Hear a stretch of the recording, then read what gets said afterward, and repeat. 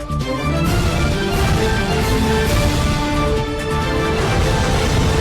हैं यू भारत, हर वक्त सच के साथ। नमस्कार, आप देख रहे हैं यू भारत और आपके साथ मैं हूं निशा। बुलेटिन की शुरुआत करेंगे इससे पहले एक नजर सुर्खियों पर।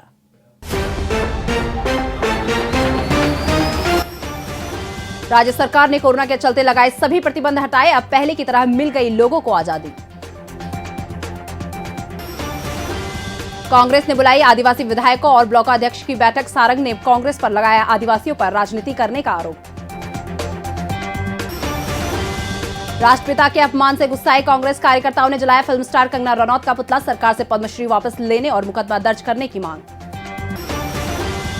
भोपाल में मेट्रो रेल के लिए बनेंगे 8 स्टेशन, मुख्यमंत्री शुक्रवार को करेंगे स्टेशन निर्माण के लिए भूमि पूजन। क्राइम ब्रांच के हत्या चढ़ा चोरों का अंतर्राज्यीय गिरफ्तार, 8 सदस्यों के पास से 80 लाख रुपए का माल बरामद।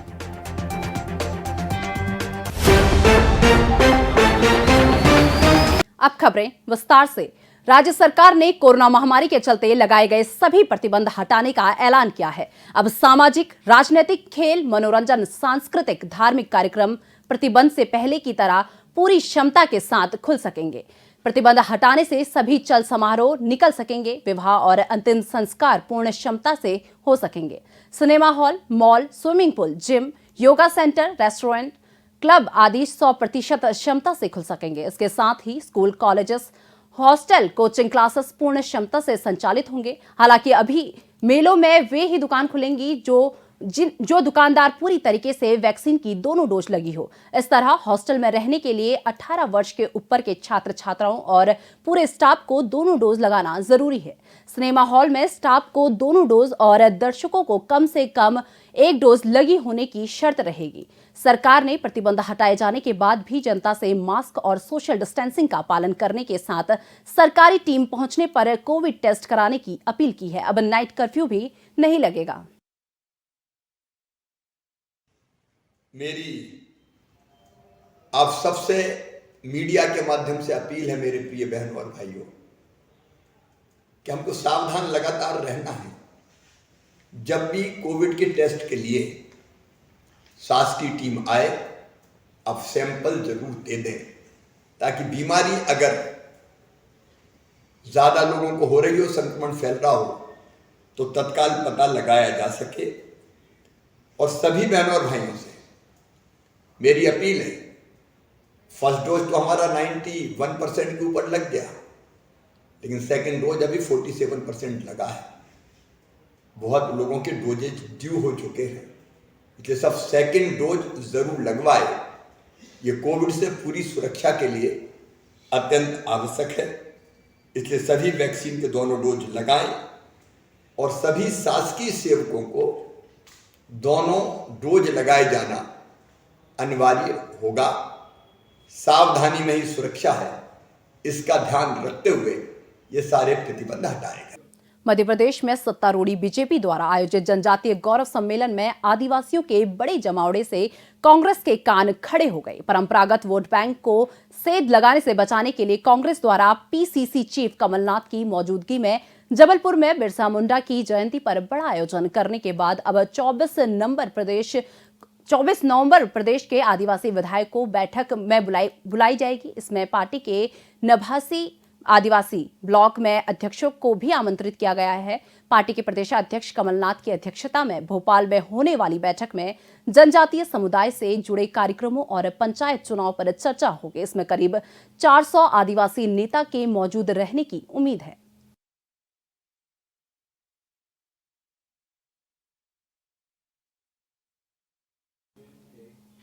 मध्य प्रदेश के चिकित्सा शिक्षा मंत्री विश्वास सारंग ने कांग्रेस पर आदिवासियों को वोट बैंक की तरह इस्तेमाल करने का आरोप लगाया है। भोपाल में उन्होंने पत्रकारों से कहा कि कांग्रेस ने आदिवासियों के हित के लिए कभी कोई काम नहीं किया है।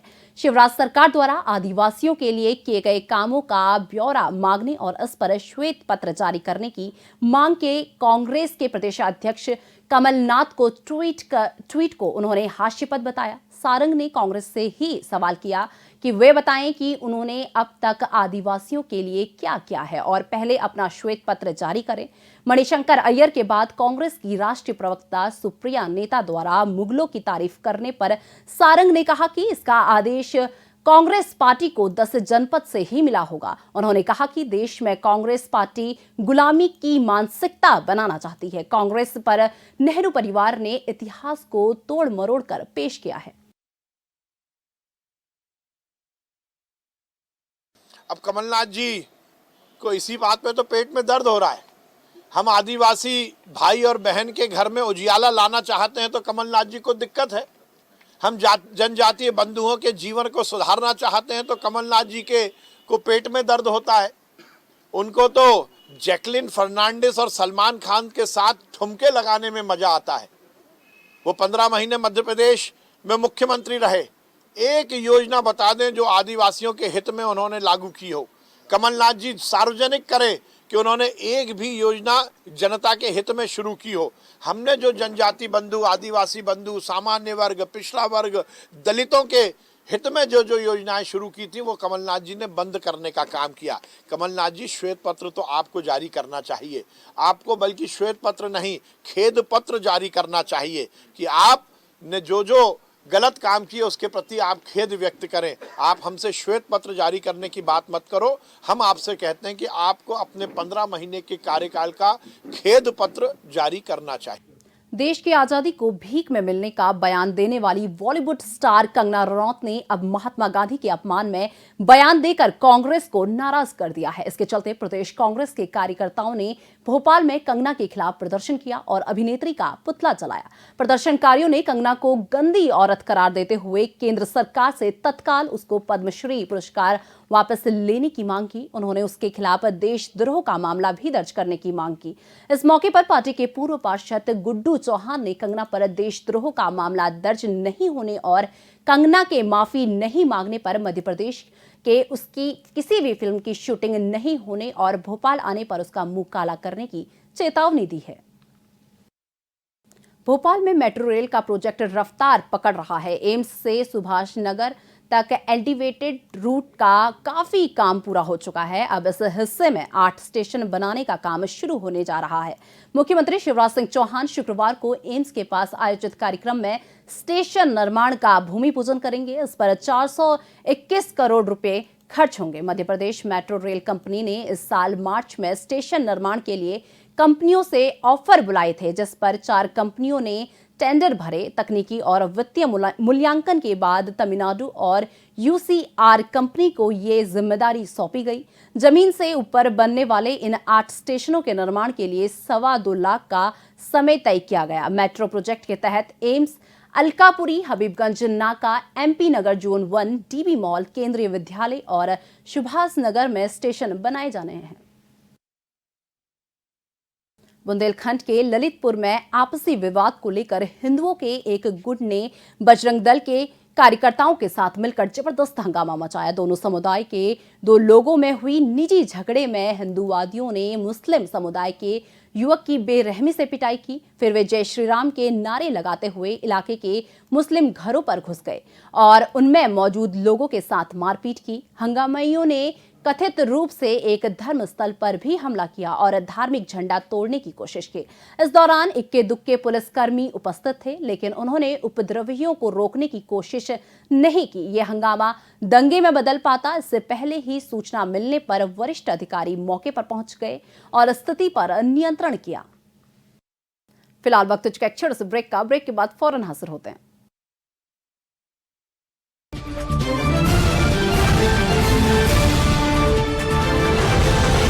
हम हैं यू भारत, हर वक्त सच के साथ। आवश्यकता है मध्य प्रदेश छत्तीसगढ़ राज्य के सभी जिला और विधानसभा मुख्यालयों पर संवाददाता प्रतिनिधि नियुक्त करना है। इच्छुक संपर्क करें। पत्रकारिता के क्षेत्र में कार्यरतों को प्राथमिकता दी जाएगी।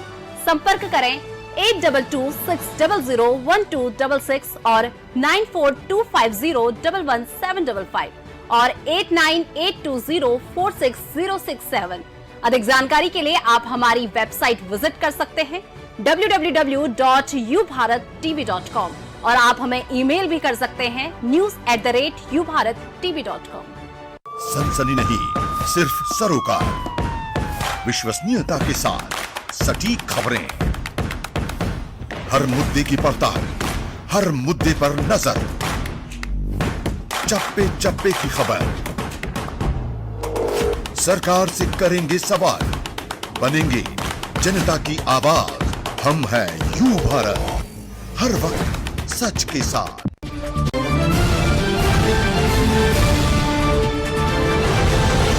हम हैं यू भारत, हर वक्त सच के साथ।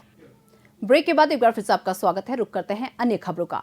होशंगाबाद में कोरोना योद्धाओं का अभिनंदन समारोह आयोजित किया गया। कृषि मंत्री कमल पटेल ने कोरोना योद्धाओं को शॉल, श्रीफल और प्रमाण पत्र देकर सम्मानित किया। इस मौके पर कृषि मंत्री ने कहा कि अब हम किसी भी चुनौती को अवसर में बदल सकते हैं, क्योंकि प्रधानमंत्री नरेंद्र मोदी ने निराश को आशा, नामुमकिन को मुमकिन और असंभव को संभव कर दिखाया है। कोरोना वायरस से निपटने के लिए देश के वैज्ञानिकों ने 2 स्वदेशी वैक्सीन बनाकर ये साबित कर दिया है कि पटेल ने कहा कि कोरोना महामारी अभी पूरी तरीके से खत्म नहीं हुई है, इसीलिए कोरोना वैक्सीनेशन के महाअभियान के दूसरे चरण में सभी को भागीदारी करके इसको सफल बनाना चाहिए। रक्षा मंत्री राजनाथ सिंह पीताम्बर माता के दर्शन करने दतिया आए। राजनाथ सिंह ने 10 मिनट तक मंदिर में पूजा अर्चना की। सुरक्षा की दृष्टि से उत्तर प्रदेश के श्रम राज्य मंत्री मनोहर लाल मन्नू कोरी और झांसी सदर विधायक रवि शर्मा को मंदिर में अंदर नहीं जाने दिया गया। इसके पहले वे ग्वालियर एयरपोर्ट पर विशेष विमान से आए थे। यहां से हेलीकॉप्टर से झांसी में आयोजित आजादी का अमृत महोत्सव 2021 में 3 दिवसीय राष्ट्रीय रक्षा समर्पण पर्व पर शामिल होने गए। इसके बाद झांसी से वे कार से दतिया आए थे। देश के रक्षा मंत्री राजनाथ सिंह दतिया में राष्ट्रीय राक्षत्र अनुष्ठान किया। रक्षा मंत्री की अगवानी करने के लिए प्रदेश के गृह मंत्री डॉक्टर नरोत्तम मिश्रा भी झांसी गए थे। बाद में उन्होंने दतिया आकर पीताम्बरा माता मंदिर में सुरक्षा व्यवस्थाओं का जायजा लिया। रक्षा मंत्री और गृह मंत्री माता के दर्शन करने मंदिर के अंदर गए।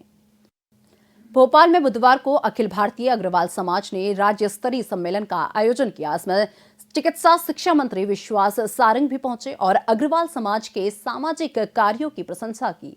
उन्होंने कहा कि समाज का एकजुट होना ही राष्ट्र को एकजुटता है। उन्होंने अग्रवाल समाज से आह्वान किया कि सामाजिक और व्यापारिक दायित्व निभाने के साथ वे राष्ट्रहित के लिए अपना योगदान दें।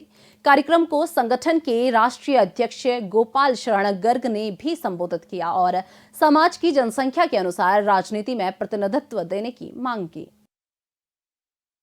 भोपाल में संस्कृति सामाजिक संस्था द्वारा दीपावली मिलन समारोह एवं भजन संध्या का आयोजन किया गया।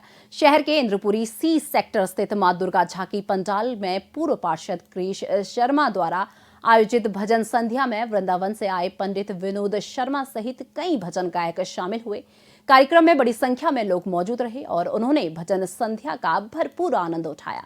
भजन संध्या में राज्य सरकार की मंत्री और विधायकों ने मौजूदगी दर्ज कराई। इस मौके पर संस्था के अध्यक्ष गिरीश शर्मा बोले, भजन संध्या और दीपावली मिलन समारोह टीम की मेहनत का नतीजा बताते हुए सभी के प्रति आभार जताया। दीपावली का पर्व हम सब मिलकर मनाते हैं। कहीं ना कहीं दीपावली माता लक्ष्मी की कृपा का पर्व है, भगवान श्री नारायण की कृपा का पर्व है।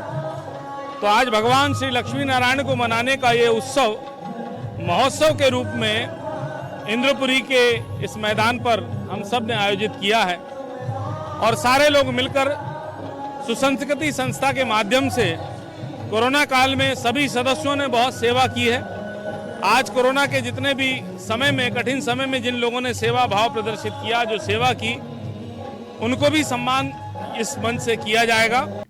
भोपाल पुलिस की क्राइम ब्रांच ने अंतर्राज्यीय शातिर चोर गिरोह का पर्दाफाश किया है। क्राइम ब्रांच ने गिरोह के 8 सदस्यों को गिरफ्तार किया है और उनके कब्जे से करीब 80 लाख रुपए का माल बरामद किया है। शुरुआती पूछताछ में ही आरोपियों ने शहर के अलग अलग थानों में चोरी की 15 वारदात कबूल कर ली हैं। आरोपी सूने मकानों को अपना निशाना बनाते थे। पुलिस को आरोपियों से पूछताछ में नई वारदात के खुलासे की उम्मीद है। का जो है को पकड़ा गया है। ये लोग जो है बहुत सारे केसेस जो हैं इनके द्वारा किए गए हैं और बहुत सारे थाना क्षेत्रों में इन्होंने घटनाक्रम को अंजाम दिया है। अभी तक जो हमारी जानकारी लगी है उसमें यह है कि इनके द्वारा जो है ऑलमोस्ट 15 जगह जो है चोरियाँ नकबजनी की गई हैं और 3 4 पहिया और 3 2 पहिया वाहन जो है इसका शुल्क लगभग 80 लाख है, वो इनके द्वारा जो है या तो चोरी किया गया है या वाहन चोरी किए गए हैं या नकबजनी के में उड़ाए गए हैं। इसमें इनके साथ जो है लगभग 8 लोग हैं। इन 8 लोगों का जो गिरोह है वो अलग अलग परमिटेशन कॉम्बिनेशन में एक साथ काम करता था। कई बार इन लोगों ने एक दूसरों के साथ काम किया है, किसी को माल बेचा है, किसी ने सामान रखा है, किसी ने व्हीकल्स प्रोवाइड किए। इस तरह से जो है ये गिरोह काम करता था। और भोपाल की हनुमानगंज पुलिस ने एटीएम तोड़कर पैसा निकालने वाले 2 शातिर बदमाशों को गिरफ्तार किया है। दोनों आरोपी हरियाणा के रहने वाले हैं। पुलिस ने उनके पास से एटीएम तोड़ने वाले औजार और 30,000 रुपये नकद बरामद किए हैं। दोनों आरोपियों ने अब तक की पूछताछ में शहर में 4 वारदातों को कबूल कर लिया है। फिलहाल उनसे पूछताछ की जा रही है, जिसमें नए खुलासे होने की संभावना है। हाँ, शातिर मेवाती 2 अपराधियों को थाना हनुमानगंज के द्वारा गिरफ्तार किया गया है आज। और जो होटल लॉज ढाबे धर्मशाला की चेकिंग का अभियान हमारा चल रहा था, उसको बारीकी से जब चेक किया गया तो जो जश्न पैलेस होटल है हमीदिया रोड पर, वहाँ से दोनों संदिग्धों को गिरफ्तार किया गया है। दोनों के पास से 7 एटीएम मिले हुए हैं और उनके द्वारा एटीएम में तोड़फोड़ और एटीएम में विशेष प्रकार का इंस्ट्रूमेंट डाल करके उससे पैसे चोरी करने का कृत्य किया गया है। अभी तक उनके द्वारा लगभग आधा दर्जन वारदातों को कबूल किया गया है। वो 12 तारीख की रात को 12 और 13 तारीख की दरमियानी रात को भोपाल में प्रवेश किए थे और यहाँ पर न्यू मार्केट से एक मोटरसाइकिल 350 रुपये पर डे के किराए पर लेकर के और ऐसे SBI के ATM को तलाशते थे जहाँ पे लोगों का मूवमेंट कम रहे और वहीं पे वारदातों को अंजाम देते थे। फिलहाल इस बुलेटिन में बस उतना ही। मुझे दीजिए इजाजत। नमस्कार।